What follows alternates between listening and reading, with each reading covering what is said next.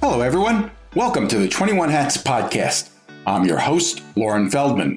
This week, Shawn Busse and Jay Goltz talk about the trendy job interview strategy of trying to get beyond canned responses by asking candidates unexpected questions along the lines of, if you were a superhero, what powers would you have and why? Or what animal best represents you as a person? Not surprisingly, Jay isn't a big fan of those questions, and he offers an alternative strategy that features 4 questions of his own design.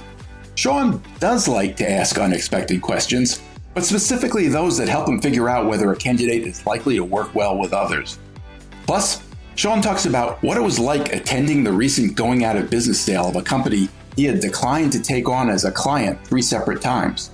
Also, Shawn and Jay respond to a Reddit post where a business owner asks what he can do about a large commercial client who simply refuses to pay a $40,000 bill. Did I just learn a $40,000 lesson? The devastated owner asks. What now? Even in good times, owning and running a business can be a lonely pursuit. Our hope is that these weekly conversations will let owners know they are not alone in facing challenges. In fact, that's the whole point behind the 21 Hats community. Engaging with other owners to get the kinds of insights only another entrepreneur can offer. If you're interested in learning more, step 1 is to sign up for the free trial of the Morning Report, which highlights the most important news of the day for business owners so you don't have to go looking for it. Step 2 is to get on our Slack channel, where you can ask questions, get vendor recommendations, and tap the wisdom of a very impressive crowd. Just search the 21 Hats Morning Report to subscribe. Joining me this week on the podcast are regulars Shawn Busse, CEO of Kinesis, which is based in Portland, Oregon, and works with small businesses on marketing, culture, and strategy, and Jay Goltz, CEO of the Goltz Group, whose companies in Chicago include a picture frame business, artist frame service, and a home furnishing store, Jason Home. The episode is titled, Being Civilized Ain't Gonna Do It. Welcome, Shawn and Jay. Great to have you here. I want to talk about job interviews today, specifically the kinds of questions you use to better assess a job candidate. I started thinking about this because of an article I read and highlighted in the Morning Report recently that offered a few suggestions. The article said that hiring managers have been having a harder time of late getting past the canned, overly prepped answers that some candidates give in job interviews. First of all, I want to ask, do you guys buy that premise? Do you think it's gotten harder to avoid the rehearsed response that some candidates give? I can tell you we're having horrible problems with you call them, you set up a time, and they blow you off. That's a different thing. I know. I'm just saying that's the problem. As far as canned things, I wish they were smart enough to do canned things. I haven't seen that at all. That surprises me. Maybe in the tech world, that's what's going on, but not in my world. Shawn, have you seen it? I mean, I haven't done a lot of hiring in the last year or so, but I mean, it's always been a problem. I kind of think that that's a way to get a news headline, but it's always been a problem that candidates rehearse their answers. Even when I was, in my 20s and I was, looking to apply for jobs, I was, practicing different answers and told, oh, you'll get asked the question, what's your greatest weakness and what's your greatest strength? And so you'd practice that. So I don't know that that's necessarily new. Maybe the access to what the potential questions are is higher because of social media. Well, that also, it's easier to get advice now. For sure. Whether a ChatGPT or on, websites, the coaching is out there now that I think does point people in that direction. Right. Yeah. Okay. So next, whether it's gotten worse or not, assuming you do want to try to dig a little bit deeper and get to know a candidate a little better, here's one of the questions the article suggests that you ask. If you were a superhero, what powers would you have and why? So first, Shawn, I don't know what the last time was that you were in a job interview, but if you got asked that, if you can imagine, if you can remember what it was like to do that, how would you have answered that question? Yeah, I mean, what are they, I guess, what are they trying to get at, right? They're trying to get at, creative thinking and, kind of underlying motivations. So, how would I answer that question? I don't know. This is why I don't make a good employee. I think that the idea of asking unexpected questions is a good idea. Let's just say that. I know I'm not answering your question. Let me answer it. I'm not criticizing anyone. If that works for them, great. I want nothing to do with this whole line of questioning. What animal would you want to be in the zoo or in the jungle? I don't want anything to do with those questions. I want to get down to real business stuff and talk to people about real stuff. And I just, for right or wrong, we just don't do that stuff. And if it works for people, more power to you. I have no interest in getting into these, what seems to me to be silly questions. But like I said, maybe it works for people. I suspect I personally have been a job candidate in a job interview way more times than either of you put together. If somebody asked me that question, I think I would have just sputtered. I just wouldn't have known where to go with it. I saw the article you were talking about, and actually one of those questions is a question I ask in an interview. I think Jay and I are going to part ways on this, and I part ways with the article. I actually think the problem with some of these questions is it's actually measuring somebody's ability to think quickly and on their feet. And there are some jobs where that's relevant. The questions that I like that are unconventional and unprepared are more about things that they may have actually thought about in the past that are unrelated to work. And so I like, for example, one of the questions was like, you win the lottery, what would you do with the proceeds? A lot of people have thought about what would they do if they came into a lot of money. And I actually like that question because I think it tells you a lot about what their motivations are, how they think about other people. All right. I don't hate that one as much as if you were an animal. That one I don't mind. I don't mind that one. The others are terrible. Yeah, they were terrible. I started reading the article and I was like, oh, I'm kind of down with this. I mean, it's a strategy I have used for years with great effect. And then I read the questions and I was like, these are terrible questions.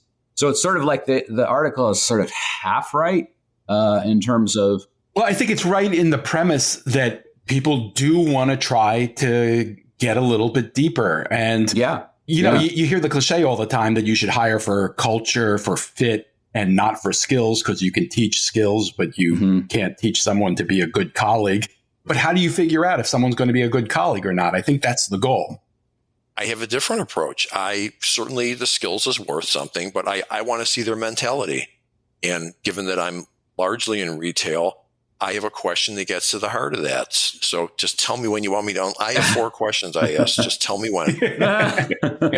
Go for it, Jay. All right. So before Jay answers, it sounds like both of us hate at least 3 out of the 4 questions in the article. Yeah. I like one of them.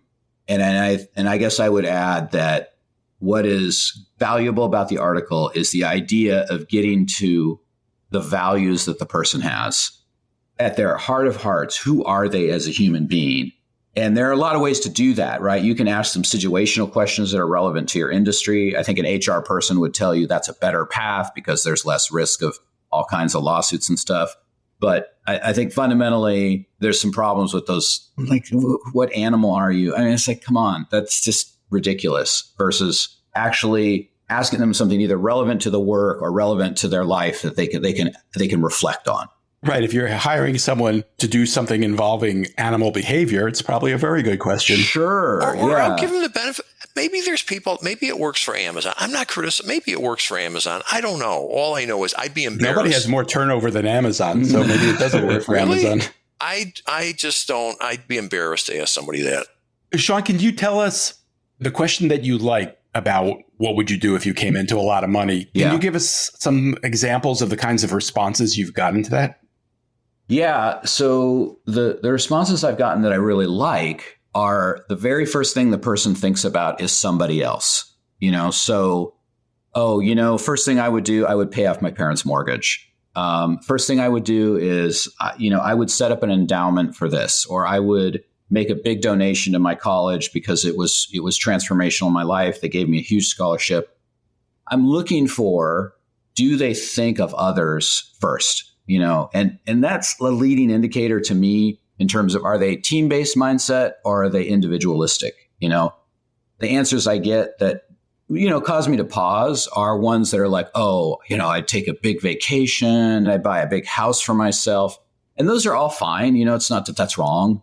A lot of people have worked really hard, and they might like a big vacation. But if they don't ever turn the conversation towards others, that can be a red flag for me in that kind of a conversation. So really, I'm looking for like their values. Are they team oriented? Are they selfless? Do they think of the long term? Right. That's another thing. I've had people say, "Oh, well, I would put it in this investment vehicle because then the interest on it I could live off of, and then I could also pay for my parents' house and my kids' educate." So like they're thinking, I wouldn't have to work for you. Right. That's all right. Like. I mean, I'm not looking for somebody who says they don't ever want to work again. I'm just looking for somebody who cares about others than themselves. And the other questions I ask tend to be oriented towards that. So, I'll often ask if they've played a sport in their life. And then, ideally they're familiar with a team sport, or if they haven't played a sport, they follow a sport. And then I'll ask them what their favorite position is and why they like that position. I think the difference between my approach and the article is that I'm trying to get to things they're familiar with. So I'm not putting them on the spot for some crazy thing that they have to like come up with a thoughtful answer. But then I'm asking them something they're not expecting in a job interview so that they don't have the canned answer. So I think that's the difference in my framework versus what the article is proposing. So have you hired a bunch of point guards? I very rarely have got somebody who comes in with basketball. I've gotten a lot of folks who know soccer. I usually hire nerds. The sports they're familiar. Often they aren't that familiar with sports, so that could be a challenge. And I'm hiring many people of art degrees, so I just don't. Yeah, they don't know sports either. Well, some I just don't. Yeah. So what are your questions, Jay? Thank you for asking. You got to recognize when you're hiring, a third of the people out there approximately are really bad employees, which is why they're looking for a job. This is like not just a third of people are bad employees. No, a third of people looking for jobs are bad employees. Like how many alcoholics are there in a bar? Far more than there would be walking down the street. So you have to recognize we need to avoid the bad employees who got fired. So I want to know, are they still working? And I tell them, you're going to get extra credit for being brutally honest. I believe that people leave jobs for a reason, and I'd like to understand why you're leaving this job. So tell me. And I know people have probably told you, don't say anything bad about your last job. That makes no sense. You're looking for a job. So I'm presuming there's something that you don't love about your existing job. And I frequently get an honest answer out of them. Here was one that was years ago, graphic designer. She goes, it's too corporate. I said, what does that mean? Well, you have to have a key to get into the bathroom. Really? You're looking for a job because it made no sense. And she didn't tell me the truth. This is the key. I want someone that will speak the truth to me because I'm not good at reading minds. And I want to hire an employee who's going to walk into my office and just lay it on me and tell me the truth. And my guess was she was working for a big real estate firm. She did graphic design. She had 7 different people giving her stuff to do. And I'm sure they were all saying, oh, no, this is more important. Forget about. And I wish I would have respected if she said, frankly, I've got 7 bosses and it's making me nuts. Great. That's what she wouldn't break. Wouldn't break. Told me it was because it's too corporate. So I didn't hire her because I don't want to have to figure out whether someone's upset about something. I want them to say what's on their mind. And then I want to say to them, did you talk to someone about this at work? And if they say, they never listen to anybody, I want to hear someone say, actually, I did. I've talked to 3 different people and frankly, it's not changing and it's not going to change. I want to hear an honest answer. That gets them a lot of points on the board. The next one being in retail, tell me about a difficult customer situation you had. Yeah, that's a great question. The right person is either going to be proud as could be that they fixed it and they turned it around and they're a hero, or the pain comes back and they grimace and they go, ugh, and they're still licking their wounds from it. And I want to hear an honest answer how they handle it. Now, let me tell you the answer we just got like a couple of months ago from someone. Tell us about, if you have any problem with customers. Oh, sometimes when we have nothing to do, we go on Yelp, we laugh at what people put on there. Great. When can you start? How dumb is that to go tell a prospective employer, this person was working in a company, people were really upset with them, and they thought it was funny. 3 is obviously figuring out skills, blah, blah, blah. But here's the one that people are going to be surprised by, I believe. I know that the common notion out there now is people don't stay at jobs, blah, blah, blah. Okay, I fully recognize that people probably hang around at their job less than they used to. But I just want to give you some statistics I looked up. I got about 120 people working here. 52 of them have been here more than 10 years. 44 have been here 20 years, and 8 of them have been here 30 years. So I'm going to little bit of a complicated business. It's much better for me if I hire someone and they hang around for 10 or 20 years. So I try to suss out of them, like, tell me why you're here. What do you find appealing about this job? I'm looking for people that are enthusiastic about what they do and that gave me a reason why they're applying for the job. And you certainly can't guarantee someone's going to be here a long time, but why not try why not try? So one of my goals is to try to figure out, could this person be here a long time? Are these positions you're hiring for, Jay, generally entry level and you're growing them up? Or is it a mix of like, hey, we could be hiring a CFO and we'll ask him or her the same question? Most of my managers were homegrown. I had the 22-year-old kid who's now 49 running the whole place. So most of them are homegrown. I did hire someone to be the controller / CFO. And it was a disaster. And I didn't get involved with the interview. And all on me. I should have been involved. I should have asked better questions. And I'm paying the price for it. Do you feel like your approach and question set, if you had delivered it, would have worked on that senior position? Not necessarily. No, it's much trickier. You can't ask anybody now what they made at their last job.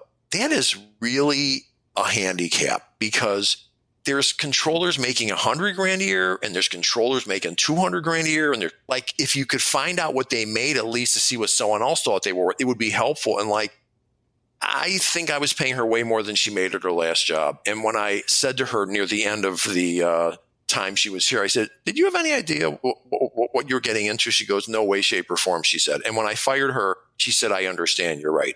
Great. But I screwed that one up big time. Shawn, do you feel that not being able to ask about salary history is as big a hindrance as Jay does? No, I don't think it's handicapped me. I think there are plenty of other ways you can get to a person's success in prior jobs, one of which you've talked about on several shows, which is the radical importance of calling references. Yeah. And I would even say unknown references is a really good strategy for me. So if you're blessed like I am and you have a big network in a regional community, almost anybody that's in this community, I can connect to them somehow. I can go onto LinkedIn and I can find somebody who knows this person. And it's amazing what you can learn by calling somebody and say, hey, I see you're connected to so-and-so. Candidate has no idea you're looking into them within this channel, and you just leave it open-ended. Hey, what do you think about them? What would make them successful in this job? What do you think are their challenges? What am I going to have to coach them to do? And I've had it go both ways. I've had those reference checks, go really well where the person said, oh my gosh, you got to hire this person right now. And then I've also had it go where, holy cow, you need to stay away from them like radioactive nuclear material. Right. And the misconception out there is when I ask people, oh, do you check? No, I don't bother. They just, if they're friends. Bullshit. I have had people tell me stuff. You think to yourself, do you not have a lawyer? Have you ever heard of an employee lawsuit against? I mean, they say stuff that you're taken aback. And my belief is people don't want to lie for people. They just don't. The issue of calling up people who have not been listed as a reference, I think, is kind of interesting. You are running the risk that you're spreading the word that this person is out looking for a job. That puts the job candidate at some risk. Are you concerned about that? I think you got to treat it very carefully. So I'm not just calling anybody willy-nilly. I'm also making sure that conversation wouldn't come back to them in some way and harm them in some way. But how can you do that? To Lauren's point, how can you guarantee they're not going to call up their last boss and go, hey, you hear Bob's looking for a job? How do you know they're not going to do that? I mean, there's a lot of ways I can handle it. It just depends on the situation. If the person, for example, isn't employed, then that's easy. You can just have that conversation.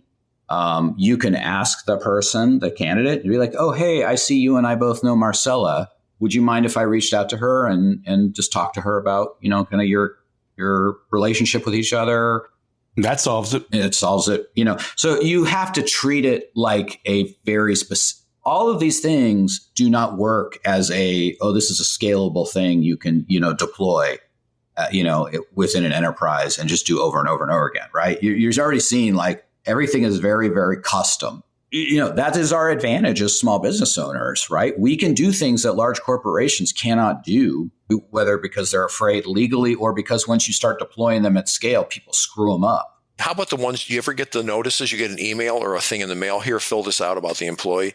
Why bother? Oh, gosh. Oh, yeah. No, they have reference checking companies they hire and they ask nothing. And you say to yourself, seriously? Is there anything why would you fill out a form and put it in print? Like, it's silly, and it's an easy way out for people to do reference checking, but I got to believe it's extremely ineffective. I want to circle back to what I heard when Jay was talking about the questions he asks. Jay's questions are quite a bit different than mine. If I'm reading between the lines, what I hear Jay are looking for is somebody who is upfront and honest and candid. Right. Yes. And willing, that's one thing. Willing to have a truthful, even hard conversation if it need be. And that makes sense. I've known you a while now, and it's like you are a straight shooter, right? You're never not going to say what you believe, right? You're not going to couch it in, soft terms and try to protect my feelings. And I suspect you've tried to build that as a culture in your company, right? Is that fair? Yeah, I think the phrase, I have an open door policy is laughable. People aren't going to come up to you most of the time. I totally respect and appreciate if someone says, Jay, that thing you sent out last week, I got to tell you, I totally appreciate someone giving me honest feedback, whether it's me or somebody else. So yes, that's absolutely an important part of the program. And so, if you look at the kind of questions I'm asking, Lauren, right, what are they about? They're about teamwork. We haven't gotten into great depth, but I'm looking for things like teamwork, deep introspection, creative thinking. I'm not pushing hard on the stuff Jay really cares about. And I guess I say this to say that every business has the things that really matter to the organization. And getting to the questions that drive towards those things, let's call them values, that is the trick. And that's why you can't just apply that article, here's 4 questions that you could apply to your hiring process. Maybe, but you got to really figure out how do the questions relate to the values and the culture you're trying to build. My guess is Jay's culture is far more Chicago than Shawn's culture, which is far more Oregon, and that's fine. We're growing different cultures that, Jay's got a tremendous tenure track record with his employees. And so do I. But you're also hiring different kinds of employees too. Yes, we are for sure. We are hiring different types. But see, that just further makes my case. You have to build your own system in a way that makes sense for your company. And part of that is having clarity on your values and what kind of culture you're trying to build so that you ask the right questions. And that's why the articles that are like one size fits all, here's 10 things you can do. It kind of makes me chuckle because it's sort of like saying, well, if you want a really well-tailored suit, just start sewing. It's just like, well, okay. Well, in my case, the key is I'm not going to change someone's mentality. I want someone who enjoys and wants to take good care of customers and gets personal satisfaction out of it. That's what I need. Either they get it or they don't. I can't train them into that. And the framing industry, part of the reason I grew so fast was that I totally respect and appreciate customers. And a lot of the people that used to be in the framing industry came from the art side. And when you think about it, being an artist is not being customer driven. You do your art, and if someone doesn't like it, they don't like it, versus what does the customer want? So I managed to bring the two things together to be both art driven, respect art, but also respect the customers. And that sounds simple, but I got to tell you, that's not going to help you when it comes to hiring a CFO. No, absolutely. And I didn't get involved enough. And yeah, I majorly screwed that up. I want to get to a couple other topics before we finish today. Shawn, I gather you recently attended a going out of business sale that had something of an impact on you. Can you tell us about that? Yeah, a friend of mine who's an engineer forwarded me an auction for machine parts, and I have a hobby making things, so I have a small machine shop in my studio and do woodworking as well. And it was like, whoa, that's just down the street from us. And then I realized, oh, wow, this is a company that, had interviewed us to hire us, I think 3 times, maybe just twice, but I think it was 3 times. the business had been around over 60 years. It had been family owned and founded. And then like just overnight, poof, they were gone. And it was a weird experience. The street they were on was named after the company. Going into the facility, they had a big banner on the wall that said, chosen by the Oregonian as the best place to work in 2022. That was weird to see. I just thought about, there are probably 75, 100 people had been working there, and it just kind of overnight shut down. Success takes years. Failure takes 90 days. Yeah. You could do enough bad stuff in 90 days to pretty much put yourself out of business. Do you know what happened, Shawn? I don't know for sure. I can surmise though. And we actually turned them down as a client all 3 times. Why? There were a couple factors. One was vibe. When I met with the CEO, I really didn't trust him. My gut was just telling me that this person is just not somebody that's trustworthy. Was he the son of the founder? He was not. He was a quote unquote professional CEO who had been brought in from the outside. Honestly, and this relates to hiring too, my gut has served me really well over the years. Whenever I get a vibe about somebody as, an employee that we're going to hire, both ways, good or bad, I really need to listen to that. And it usually is right. The things he was saying, they were things like, oh yeah, we've got this figured out. We just need to do a little bit of marketing to, really make it work. And I looked around and I was like, wow, the equipment is all old. The lighting in here is dingy and dark. People are working in a crappy environment. The machinery that they were using was a commodity, meaning that anybody could buy that machine and start up a shop and compete with them. And then he, kind of fundamentally just kind of diminished the size of the challenge. I'm like, man, you've got a business model challenge. You have a marketing challenge. You don't know how to get new customers. And the kind of amount of investment he wanted to make was just almost inconsequential. So he truly didn't value the size of the problem. I think trying to hire someone to take over a family business is very, very challenging. There's a reason why most businesses don't get to the second generation. There it is. Yeah, I think it's really telling. There's a lot of lessons here. One is what Jay talks about, which is the challenge of legacy and transitioning from an owner founder to somebody else. And I've seen that fail so many times, Lauren. It's just a really hard move to make. I've seen it work, but I also seen it fail probably more than I've seen it work. And then the other piece too about like business model change, they were first to market when they had founded the business, right? They were doing work that was really innovative and new 60 years ago.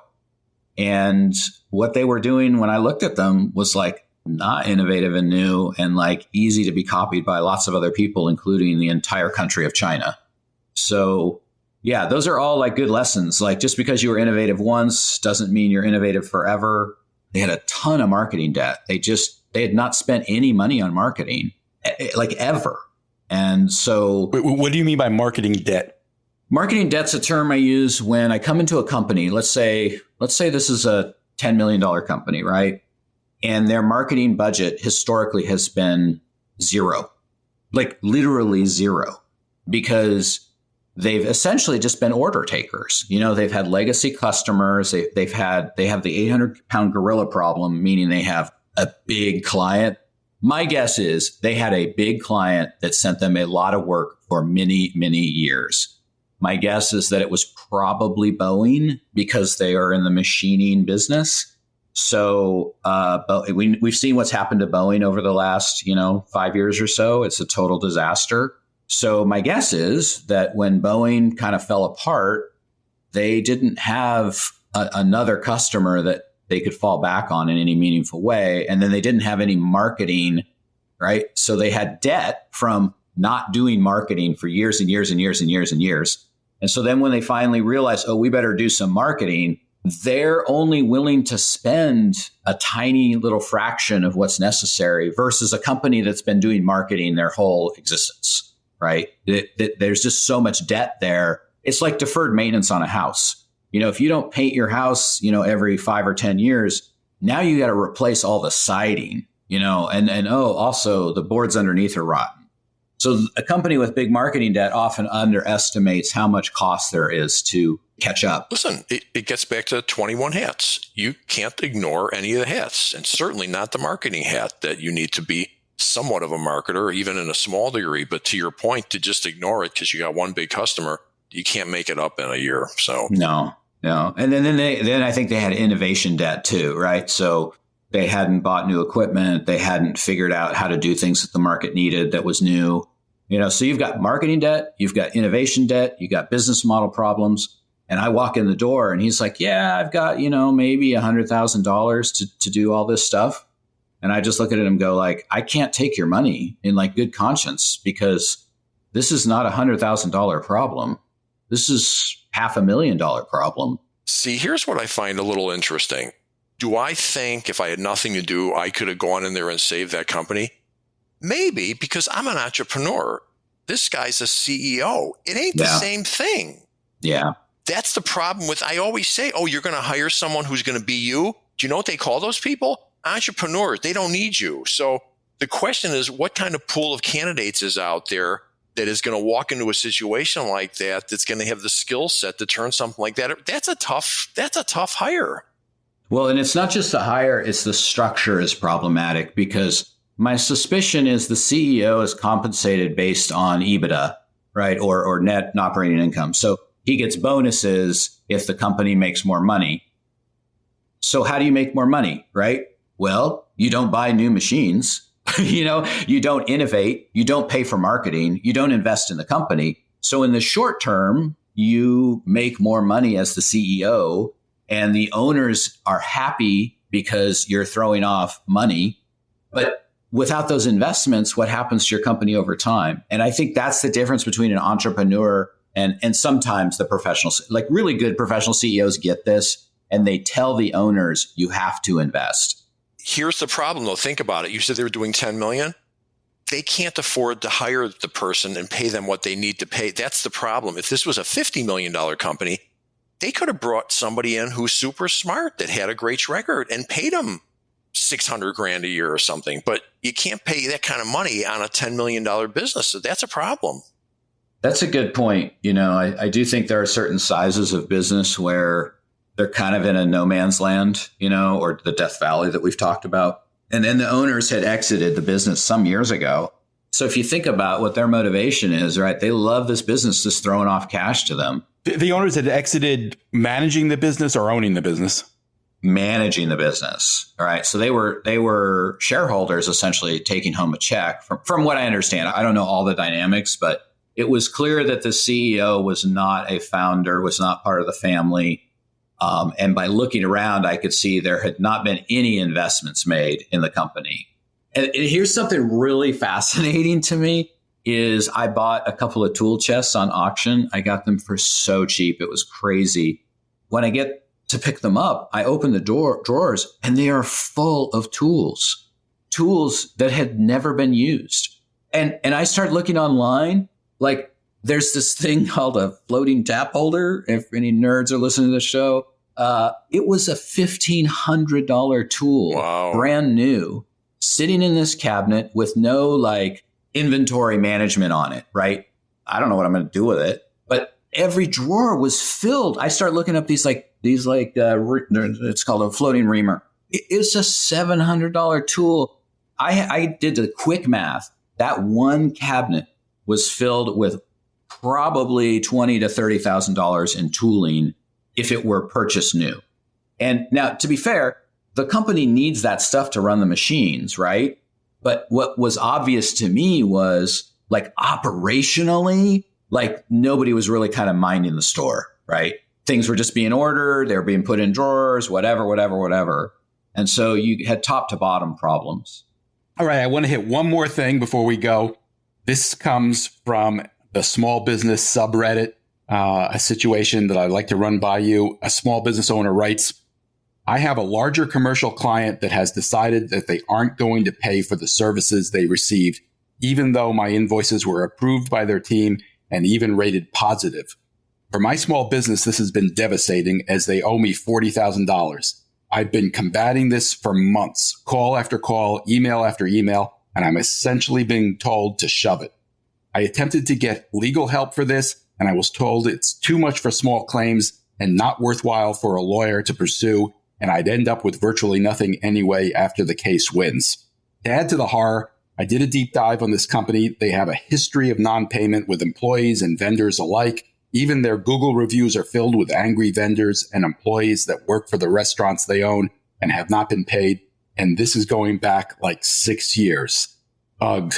Did I just learn a $40,000 lesson? What now? Well, guerrilla warfare, he could go set up in front of one of the restaurants with a big sign and you laugh. I've had 3 collection cases where I've actually showed up at the place. There was a law firm, class action law firm. They had someone embezzling from them and they were pissed about. They bought a bunch of art for the offices. It was on the walls, but they sent me this is back when faxes were the way. They sent the fax saying she wasn't authorized to buy this. If you'd like to pick up the art, feel free to. Okay, so I put a little blue suit on. I show up, I go to the front desk and I say, I'm here about I knew her name. I'm here about the Wilson situation. And the 2 managing partners came out because they thought I was with the FBI or something. So they whisked me into the office and I said, you probably didn't recognize my name. I own blah, blah, blah. I sold you this artwork. And I said, what are you doing? And I shamed him into paying me. So there is stuff you can do than just sit back. I went into a restaurant stuck me one time. I walked in there a Friday night at 6 and said, you can either get me a check or do you see that artwork hanging over those people? I'm going to go in there and take it off the wall and feel free to call the police because I don't care. I own my own business. I could use the publicity. Got a check. Oh, wow. So, there is some stuff you can do. Being civilized ain't going to do it, though. That's a terrible story. And I think I would make them really uncomfortable because I can tell you all the civilized people are just throwing in the towel and going on Yelp. I think you show up at the front of the restaurant and make a game out of it and see I'm not leaving until I get something. Shawn, have you ever been stiffed on a big bill? I have been stiffed twice in my career. Once was in the Great Recession. I had a client who went bankrupt, and I remember him calling me. And I was a baby business owner at the time. And he's like, "Yeah, sorry, we just can't pay it." And then I kind of learned sort of how bankruptcy works, and you do kind of get screwed. But it is. I don't know. It was just interesting. I probably would have handled that differently today. I don't know that you can call that being stiffed. I mean, You gave credit. People do go, and trust me, I used to have a different view of it. Like, people do go bankrupt. I mean, it's the nature of the beast. But in this case, for the person that wrote into you, Lauren, it doesn't sound like they're going bankrupt. They just decided they're just not going to pay him. And that's a whole different animal. Well, there is another lesson here. The guy did some research after this all happened and found out that there was a reputation there. He probably should have done that research before, correct? And I mean, especially if this is a new customer that he's not done business before, I think there's a good lesson there of like smaller invoices more frequently, determining, figuring out, is this a reputable person? Are they going to pay me that $5,000 invoice at the beginning of the relationship? And if they don't, then, past is usually indicator of future.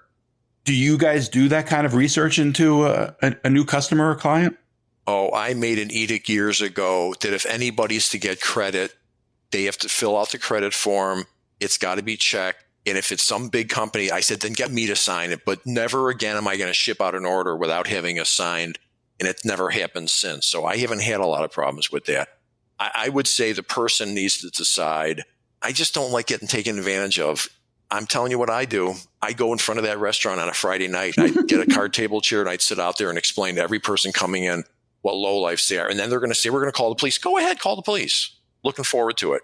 Like, that's bullshit. That is just bullshit. It does seem that the traditional avenues are dead ends. Clearly, the lawyer thing ain't going to work. It's not going to work. The small claims court one is interesting because, I wonder if you could take a portion of it to small claims court just to create the part of, Jay's bad PR strategy, right? Like, hey, you know what? We're going to file 3 small claims for these $40,000 in total. And then we're going to call the local news media and talk to them about this case and how unjust it is that a big company is taking advantage of it. So I do think like you either have to decide you're going to be creative and go guerrilla, or you just have to call it a lesson. Like for me, my non-payment was a lesson, and I switched my whole business model. And now, except yours is very different. They legitimately went bankrupt. You don't know the full situation, Jay. But they did go bankrupt. They did, but it was a choice, right? Like they kept their really nice house in the nice neighborhood. They could have kept the business running. And if they had, weathered through, they would have been fine. But it was easier for them to go bankrupt. Like this is a very specific situation where, like, whatever. I just know the situation better than you do because I was involved in it. No, I'm not saying you could have done things differently. I'm just saying they did in fact go bankrupt. They did in fact go bankrupt. So it wasn't just thumbing their nose at you and saying, "Yeah, I'm just not going to pay you." True, and there's a gray zone of when bankruptcy is necessary, and then there are those who say, you know what, I'm going to work really hard. I'm going to make this business work, and I'm going to struggle, but I can do it. And they chose not to struggle, and that's fine. That's their choice. But it did change my attitude about how I run my business, and it was a good lesson because what I did is I absolutely changed how I got paid, and I also no longer paid for people's material. Part of the problem was I had bought a bunch of printed stuff for them, and I was left holding the bag on that. Yeah. And so I realized, I'm just from here on out, clients are going to pay vendors directly. No more pass-through stuff. And so all of that was really good. Is that the change you're referring to, or did you also start insisting on being paid up front or something like that? That too. Yeah. We get paid when we start a relationship, not after we've done the work. So that takes a degree of trust from the client, of course. But we have a really good reputation now. So nobody ever really balks at that anymore. All right. My thanks to Shawn Busse and Jay Goltz. Great conversation, guys. Thanks for sharing. One thing before you go. Everything we do at 21 Hats is created by entrepreneurs for entrepreneurs to help us all learn together. So if you get something out of this podcast or out of the morning report, please tell a friend, tell an enemy, tell every business owner you know. Your word of mouth, entrepreneur to entrepreneur, will always be the most effective way to build this community for all of us. Thank you. It means a lot. This episode was produced by another entrepreneur, Jess Stuberon, founder of Blank Word Productions. Thanks for listening, everyone.